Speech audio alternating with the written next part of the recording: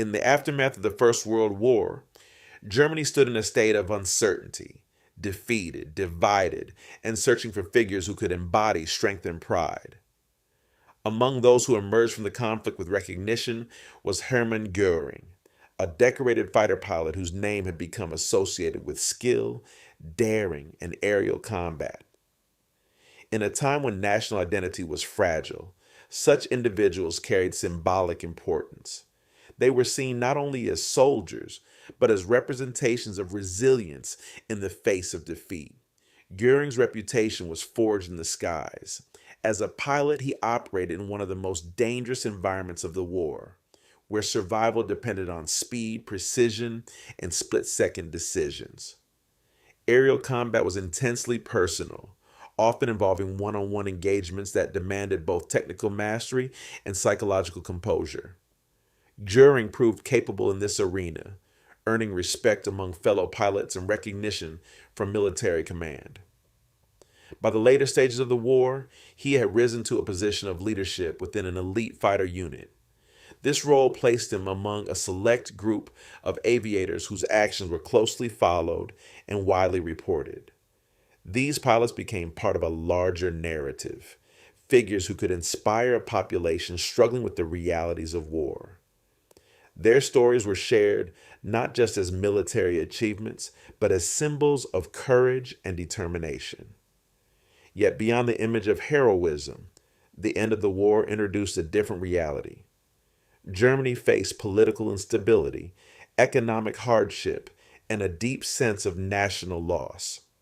For many former soldiers, including Göring, the transition to post-war life was uncertain. The structures that had once defined their purpose no longer existed, and the future offered few clear paths forward. In this environment, the meaning of past achievements began to shift. What had once been seen as clear symbols of honor became part of a more complex narrative, one shaped by the consequences of defeat and the search for direction in a changing world. Göring's identity as a war hero remained, but it existed within a society that was redefining itself. This moment marked the beginning of a transformation. The man who had gained recognition in the skies would soon step into a very different arena, one where power was not determined by combat skill, but by influence, ambition, and the shifting dynamics of a nation in crisis.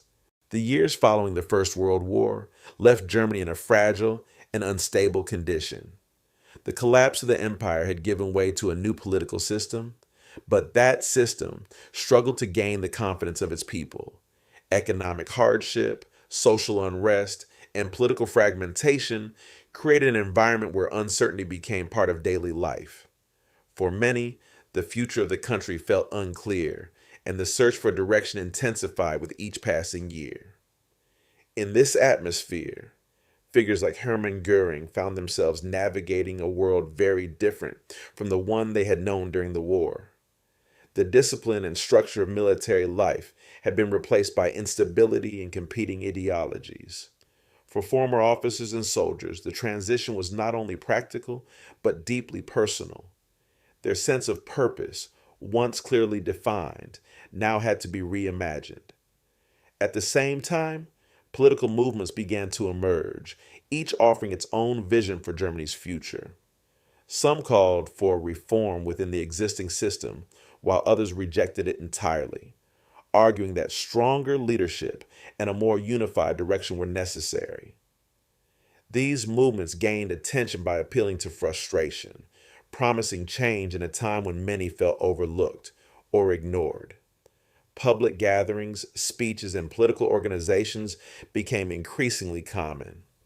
Ideas were debated openly, but the tone of these discussions often reflected the tensions of the time. Compromise proved difficult, and divisions within society deepened.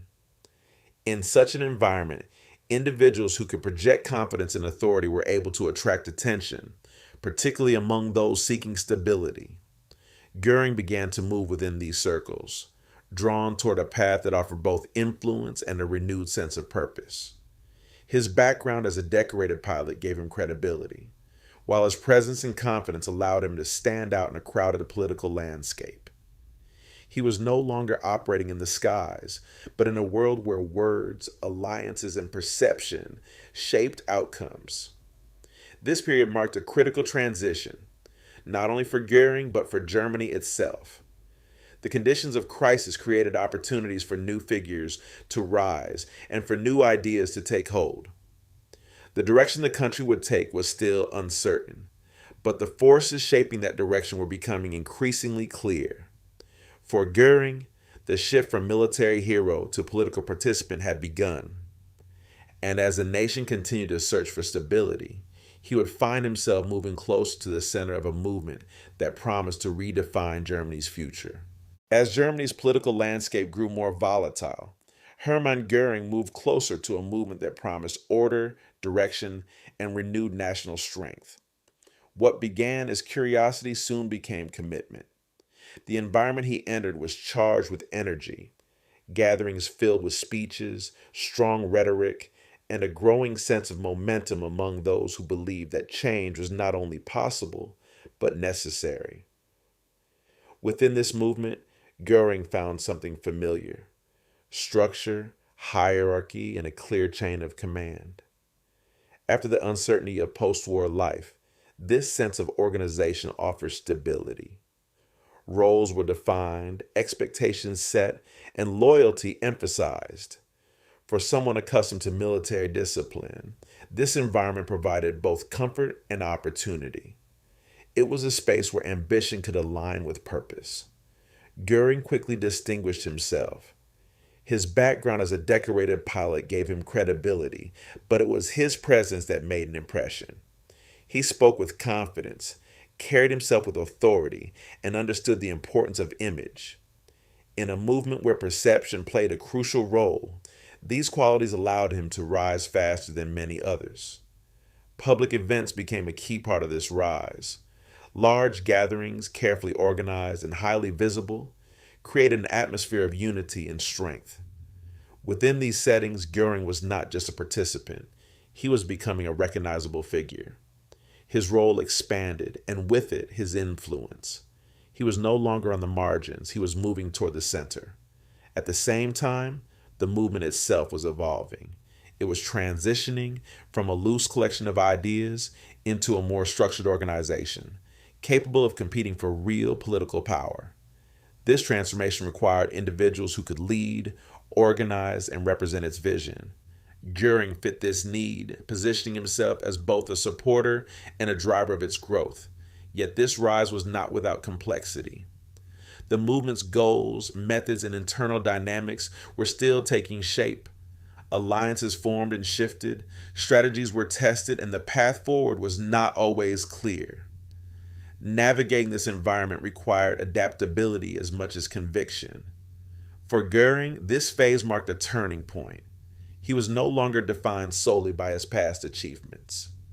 He was building a new identity, one rooted in influence, ambition, and the pursuit of power within a rapidly changing political landscape. The skies where he had once made his name were far behind him. Ahead lay a different kind of battlefield, one where control was not won through combat, but through positioning, strategy, and the ability to shape events before they unfolded. As the movement gained influence, Hermann Göring found himself rising alongside it, transitioning from a visible supporter to a central figure within its growing structure. His role was no longer symbolic. He was now involved in shaping decisions, organizing efforts, and helping to define how power would be exercised. What had once been a path of opportunity was becoming a position of authority. With this rise came responsibility. The movement required coordination, discipline, and the ability to manage increasingly complex operations. Göring's experience with structure and hierarchy allowed him to adapt quickly. He understood how to operate within organized systems, how to communicate direction, and how to maintain order among those under his influence. These qualities made him valuable in a time when the movement was transitioning from momentum to control. At the same time, his public image continued to evolve. He was no longer just a war hero or participant. He was becoming a leader. His presence at events, his involvement in key decisions, and his growing visibility reinforced this perception. For many supporters, he represented strength and confidence, qualities that resonated in a period still marked by uncertainty. Internally, however, the environment remained competitive. Power was not distributed evenly, and influence had to be maintained as much as it was gained. Relationships within the leadership were complex, shaped by ambition, strategy, and shifting priorities. Göring navigated this landscape carefully, building alliances where necessary and positioning himself where he could exert the greatest impact. As authority expanded, so did the reach of the system he was helping to build. Structures of control became more formalized, responsibilities more clearly defined, and decision-making more centralized. This transformation marked a significant shift from a movement seeking power to one actively exercising it. For Göring, this phase represented consolidation. He was no longer rising, he had arrived. His role within the system gave him access to influence, resources, and the ability to shape outcomes on a larger scale. Yet with this position came a new reality: the need to sustain power in an environment where expectations were high and challenges constant. The transition was complete. The former pilot, once defined by his actions in the air, was now operating at the center of a system that extended far beyond the battlefield. And as that system continued to grow, so too would the scale of his influence and the consequence that would follow. As the system of power solidified, Hermann Göring extended his influence across multiple areas, moving beyond a single role into a position that touched various parts of the state. His authority was no longer limited to one function. It expanded into administration, organization, and strategic oversight.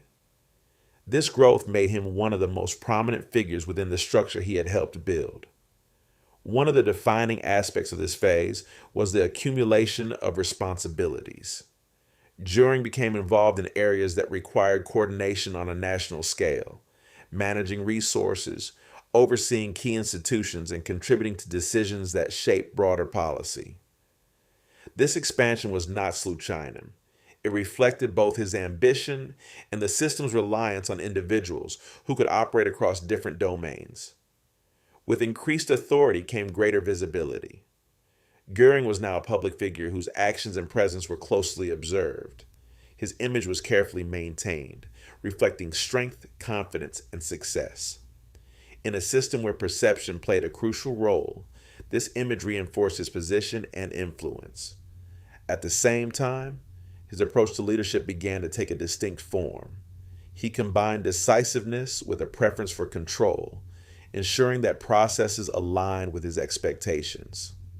This style allowed him to maintain authority, but it also required constant attention to detail and coordination.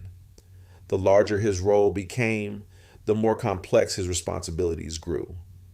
Internally, this expansion created both opportunity and tension. Holding multiple positions meant increased power, but also increased scrutiny. Expectations were high, and maintaining performance across different areas was a constant challenge. The system demanded results, and those who could not deliver risked losing influence. Beyond administration, Göring's influence also extended into shaping the direction of key initiatives. His decisions affected how resources were allocated, how priorities were set, and how the system responded to emerging challenges. This level of involvement placed him at the center of strategic planning, where long-term outcomes were determined. For the broader population, the effects of this influence were indirect but significant. Decisions made at the top translated into policies and actions that shaped everyday life. The connection between leadership and daily experience became more pronounced, even if it was not always visible. This phase marked the height of Göring's rise within the system. He was no longer simply part of the structure. He was one of the figures shaping it. His authority, reach, and visibility combined to create a position of considerable power. Yet with this expansion came an underlying question. How sustainable was such a concentration of influence? As the system continued to evolve, maintaining balance between ambition, responsibility, and reality would become increasingly difficult. As Europe moved toward war, the responsibilities carried by Hermann Göring expanded dramatically. The system he had helped shape was no longer focused solely on internal control. It was now being directed toward large-scale conflict. Decisions made at the highest levels began to translate into actions that would affect entire regions, and the pressure to coordinate these efforts intensified. Göring found himself at the center of this transition. His role required not only leadership, but the ability to manage complex operations under rapidly changing conditions. Planning, coordination, and execution became constant priorities.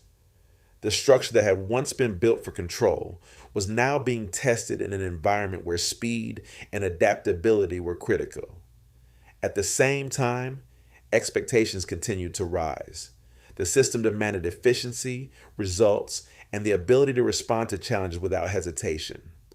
Göring's position placed him in direct connection with these demands, making him responsible for ensuring that operations aligned with broader strategic goals. This responsibility extended beyond individual decisions. It required oversight of entire processes. War introduced a new level of complexity. Conditions were unpredictable, and outcomes often depended on factors beyond direct control. Maintaining coordination across different areas became increasingly difficult, requiring constant communication and adjustment. The structure, though strong, was now operating under pressure. Within this environment, Göring's leadership was both influential and tested. His ability to project confidence remained important, but the realities of war demanded more than image. Decisions had to be practical, timely, and effective. The gap between expectation and reality began to narrow, revealing the challenges inherent in managing large-scale operations. Internally, this phase also brought increased scrutiny. As responsibilities grew, so did the need for accountability. Outcomes were measured, performance evaluated, and the ability to deliver results became central to maintaining position and influence. The system that had elevated Göring also required him to meet its demands. For those observing from the outside, the connection between leadership and war became more visible. The actions of individuals at the top translated directly into events on the ground. The scale of influence was immense and the consequences far-reaching. This period marked a shift from expansion to execution. The structures that had been built were now fully engaged, operating in a context where the stakes were higher than ever. For Göring, it was a moment where authority and responsibility converged, where the role he had achieved would be defined not by potential but by performance. At the height of his influence, Hermann Göring stood among the most powerful figures in Germany. His authority extended across multiple domains, and his position placed him at the center of decision-making during one of the most critical periods in the country's history. What had begun as a rapid rise was now fully realized. He had reached the peak of his power. This position was defined not only by rank, but by access. Göring was involved in discussions that shaped strategy, policy, and the direction of the war effort. His presence in these spaces reinforced his importance within the system, while his influence allowed him to contribute to decisions with far-reaching consequences. He was no longer reacting to events. He was helping to shape them. At the same time, his public image reached its most visible form. He was seen as a symbol of authority, confidence, and success. Appearances, speeches, and official roles all contributed to this perception, creating an image that aligned with the system's projection of strength. This visibility reinforced his status, both within the leadership and among the broader population. Internally, however, maintaining this level of influence required constant effort. The system was complex, and power was not static. Relationships, alliances, and responsibilities continued to evolve, requiring careful navigation. Even at the peak, position had to be sustained through performance and alignment with the system's expectations. The scale of his responsibilities also reflected the scale of the system itself. Coordinating efforts across different areas required organization, communication, and the ability to manage competing priorities. The higher the position, the greater the complexity, and the greater the potential for challenges to emerge. Yet at this moment, those challenges were not yet fully visible. The system still appeared strong, coordinated, and capable of achieving its objectives. Göring's position within it seemed secure, supported by both his authority and his visibility. For observers, this phase represented the culmination of his rise. From decorated pilot to central figure within a powerful structure, his journey had reached a point where influence and authority were fully aligned. It was a position that few could attain, and one that placed him at the center of events shaping the course of the war. But as history would soon reveal, the peak of power is often also the point from which decline begins. As the war progressed, the image of strength that had defined Hermann Göring began to show signs of strain. The system remained in place, but the conditions around it were changing rapidly. What had once appeared stable and controlled was now facing increasing pressure, and maintaining the same level of authority became more difficult with each passing phase of the conflict. One of the first challenges was the gap between expectations and reality. Early confidence had been built on success and momentum, but as circumstances shifted, those expectations became harder to meet. Decisions that once seemed straightforward now required adjustment, and outcomes were no longer as predictable. This shift placed additional pressure on leadership, where results were closely observed and evaluated. Göring's position, though still powerful, was no longer unquestioned. Responsibilities remained high, but scrutiny increased. The demands of war required consistent performance, and any deviation from expectations became more visible. The system that had elevated him also began to test him, placing him in a position where maintaining influence required more than authority. It required results. Internally, tensions began to emerge. The environment at the top was shaped by competing priorities, differing strategies, and the need to respond to a rapidly changing situation. Coordination became more difficult, and maintaining alignment across different areas required constant effort. In such conditions, even established positions could become less secure. At the same time, the broader system was experiencing similar challenges. The structures that had once operated with efficiency were now under strain. Communication was more complex, resources more limited, and the pace of events increasingly difficult to manage. These pressures affected not only the system as a whole, but also the individuals within it. Public perception also began to shift. The image of certainty and control was harder to sustain as the realities of the war became more apparent. Confidence gave way to cautious observation, and the distance between leadership and outcome became more visible. For Göring, this phase marked the beginning of a transition. He remained a central figure, but the environment around him was changing in ways that would affect his position. The stability that had once defined his role was no longer guaranteed, and the challenges ahead would require adaptation. The peak had passed, even if it was not yet fully recognized, and as the pressures of the war continued to build, the question was no longer how high he could rise, but how long he could maintain the position he had achieved. As the war turned against Germany, the position of Hermann Göring began to shift in a way that was both gradual and unmistakable. While he remained a prominent figure, the level of influence he once held started to diminish. The system around him was changing, and with it, the balance of power within the leadership. One of the key factors in this shift was the increasing importance of results. Early in the war, confidence and authority had been enough to sustain position. But as conditions worsened, expectations became more concrete. Outcomes were measured more closely, and the ability to deliver became central to maintaining influence. In this environment, reputation alone was no longer sufficient. Göring's responsibilities remained significant, but the perception of his effectiveness began to change. Decisions that once reinforced his authority were now questioned, and the gap between expectation and outcome became more visible. This did not lead to immediate loss of position, but it altered how he was viewed within the system. At the same time, other figures within the leadership gained prominence.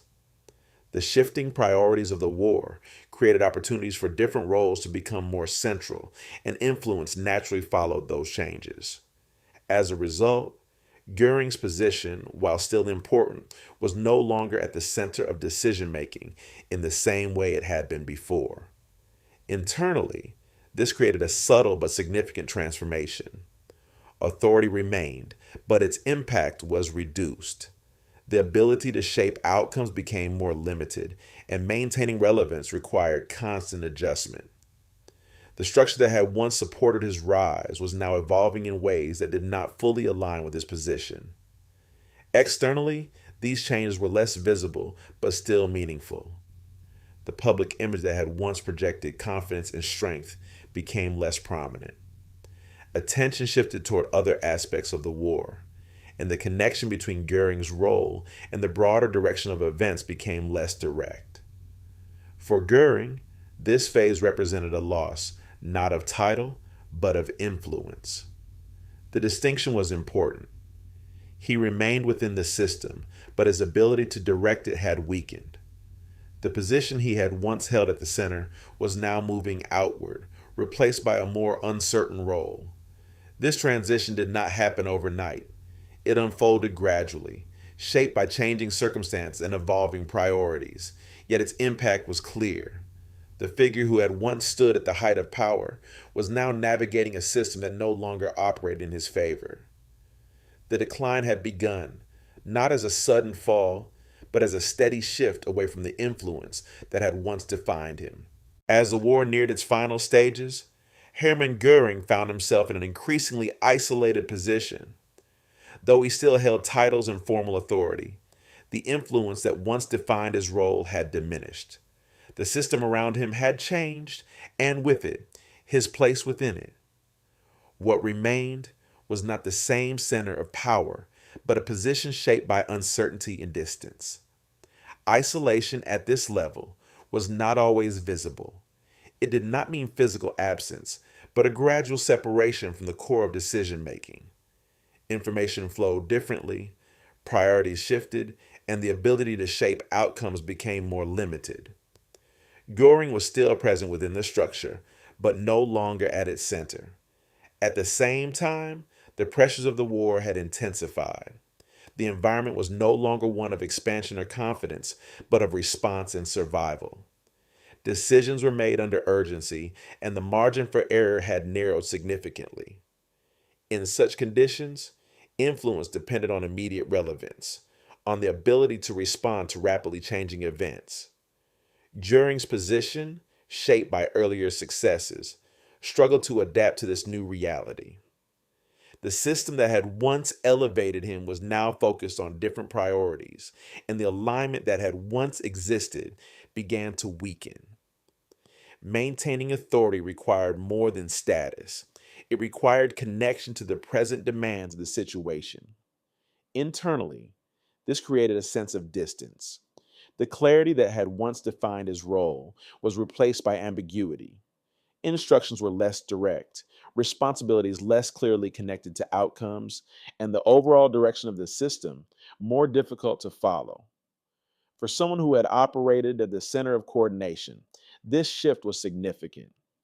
Externally, the signs of change were subtle but noticeable. The visibility that had once reinforced his authority was reduced, and the perception of his role began to shift. He remained a known figure, but his connection to the unfolding events was less immediate. This phase was not defined by sudden removal, but by gradual separation. The structure still existed, and Göring remained within it, but the relationship between position and influence had changed. The higher he had risen, the more evident this isolation became. For Goering, this moment marked a turning point. The authority he once exercised with confidence was now constrained by circumstances beyond his control. The system that had once depended on his influence was moving in a different direction, leaving him to navigate a role that no longer held the same power. The isolation was not absolute, but it was enough to signal that the balance had shifted. And in that shift lay the beginning of the final stage of his journey. In the closing months of the war, the world around Hermann Göring was rapidly changing. The system that had once appeared structured and controlled was now under immense pressure, struggling to maintain even basic coordination. What had been a network of authority and influence was becoming fragmented, shaped by urgency and uncertainty. Decisions during this period were made in an atmosphere unlike anything before. Time was limited, information incomplete, and the pace of events relentless. The clarity that had once defined leadership roles gave way to confusion, where priorities shifted quickly and outcomes were difficult to predict. The structure still existed, but it was no longer operating with the same level of cohesion. For Goering, this environment marked a dramatic contrast to the earlier stages of his rise. The confidence and control that had once defined his position were replaced by a need to navigate rapidly changing conditions. His role, though still formally significant, was no longer aligned with the direction of events. The system was no longer expanding. It was contracting under pressure. Communication, once a strength, had become unreliable. Messages were delayed, incomplete, or unclear, making coordination increasingly difficult. Without consistent information, the ability to make effective decisions was reduced, affecting both the system as a whole and the individuals within it. At the same time, the broader situation influenced every aspect of leadership. The focus shifted from long term planning to immediate response. Maintaining order became more challenging, and the gap between intention and outcome widened. In such conditions, authority alone was not enough to ensure control. Goering's position during these final days reflected this shift. He remained part of the structure, but the influence he once held was no longer decisive. The environment had changed in ways that limited his ability to shape events, placing him in a role that was increasingly reactive rather than directive. Externally, the perception of leadership also evolved. The image of certainty that had once been projected was replaced by a more uncertain reality. The connection between leadership and outcome became less direct, and the ability to influence events appeared diminished. This phase was defined not by a single turning point, but by a continuous series of changes that reshaped the system from within. What had once been stable was now in flux, and the future was no longer guided by clear direction. For Goering, these final days represented the closing chapter of his role within the system. The position he had once held at the height of power had been transformed by the very forces it had helped set in motion. And as the war approached its end, the structures that had defined his rise were giving way to a new and uncertain reality. As the war came to an end, the structures that had once defined power were replaced by a new reality, one centered on accountability. For Hermann Göring, this transition marked a decisive shift. The authority he once held no longer protected him. Instead, he now faced a world where actions were to be examined, questioned, and judged. The environment had changed completely. The system that had shaped decisions and sustained influence no longer existed in its former form. In its place emerged a framework focused on investigation and responsibility. What had once been internal processes were now subject to external scrutiny, and the individuals who had operated within that system were now required to answer for their roles. Goering's position during this phase was defined not by command, but by uncertainty.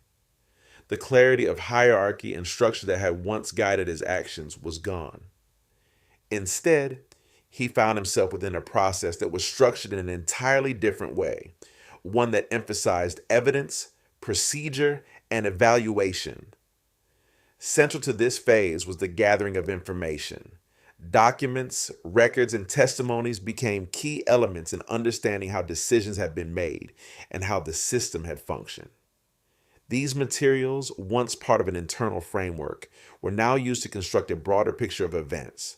The focus shifted from operation to explanation, from what had been done to how and why it had been done. The concept of responsibility became more defined. Actions were no longer viewed within the context of a system alone, but in relation to their broader impact. This shift required a different kind of assessment, one that considered both individual roles and the structures within which they operated. For Göring, this meant confronting a new form of authority. The structures that had once supported his rise were replaced by processes that evaluated his actions from a different perspective. The position he once held no longer determined the outcome. Instead, it became part of the subject being examined. Externally, this phase represented a turning point in how the events of the war were understood. The focus moved beyond the immediate end of conflict toward a deeper examination of its causes and consequences. It was a moment where history began to take shape, not only through events, but through the interpretation of those events. This stage marked the beginning of a new chapter, one defined not by power, but by accountability. For Göring, it was a transition from influence to judgment, from authority to examination. The system had ended. What followed was the process of understanding and the effort to ensure that its lessons would not be forgotten. In the aftermath of the war, the focus shifted from conflict to judgment. Among those brought before the International Tribunal was Hermann Göring, now no longer a figure of authority, but a central defendant in a process that would define how the war was understood. The courtroom became a place not of power, but of examination, where actions, decisions, and roles were analyzed in detail. The proceedings at Nuremberg trials were unlike any that had come before. They were designed not only to determine individual responsibility, but to establish a broader framework for accountability. Evidence was presented, testimonies heard, and records examined. What had once been internal processes were now made visible, placed within a structured legal context. Göring's presence in the courtroom was notable. Even in this new environment, he carried a sense of confidence, engaging actively with the proceedings. He understood the importance of perception, and he approached the trial not passively, but as someone aware of the stage on which he now stood.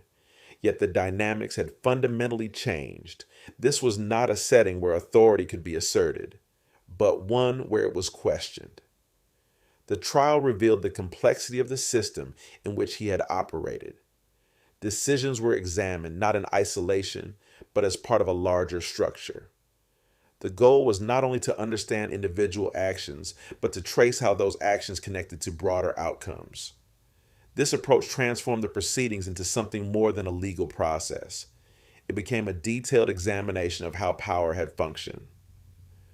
For the wider world, the trial held significant meaning. It marked a moment where the events of the war were being formally addressed, where accountability was not abstract, but structured and visible.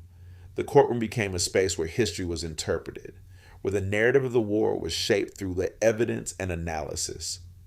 Göring's role within this process reflected the transformation of his position. Once at the center of influence, he was now at the center of scrutiny. The authority he had exercised was no longer a source of power, but a subject of investigation. This phase represented a shift from action to interpretation, from the events themselves to their meaning. The trial did not change what had happened, but it changed how those events would be understood and remembered. In this setting, the past was no longer distant. It was present, examined, and defined. And for Göring, it was the moment where his journey moved from power to judgment, from influence to legacy. As the proceedings drew to a close, the outcome of the Nuremberg trials became clear. For Hermann Göring, the process that had placed his actions under scrutiny was reaching its final stage. The courtroom, which had served as a space of examination and argument, now became the setting for conclusion. The decision marked a definitive shift. What had once been debated and analyzed was now formalized. The structure of the trial, built on evidence, testimony, and procedure, had led to an outcome that reflected the broader effort to establish accountability after the war. It was a moment that carried weight not only for those directly involved, but for the understanding of the conflict as a whole. Göring's position during this phase was markedly different from any previous stage of his life. The authority he had once exercised was no longer relevant within this context. Instead, he stood within a system that evaluated his actions from an external perspective, one that did not recognize rank or influence as a determining factor. Despite the gravity of the situation, his demeanor remained composed. Throughout the proceedings, he had engaged actively, presenting his perspective and responding to the charges brought against him. This final stage, however, moved beyond argument. It represented the conclusion of a process that had been designed to reach a clear and structured resolution. For observers, this moment symbolized more than an individual outcome. It represented the broader transition from war to accountability, from a period defined by conflict to one defined by reflection and judgment. The trial had established a precedent, demonstrating that actions taken within systems of power could be examined and addressed within a legal framework. The atmosphere surrounding this conclusion was one of finality. The long process of investigation and deliberation had reached its endpoint, and the results were now part of the historical record. What had been uncertain was now defined. For Göring, this was the closing chapter of a journey that had taken him from the heights of influence to the center of judgment. The transformation was complete, not through sudden change, but through a series of stages that had reshaped his position entirely. The final act was not about power, but about consequence. And in that moment, the narrative that had once been defined by authority was brought to its conclusion through accountability. In the years that followed, the story of Hermann Göring became part of a broader reflection on power, responsibility, and consequence.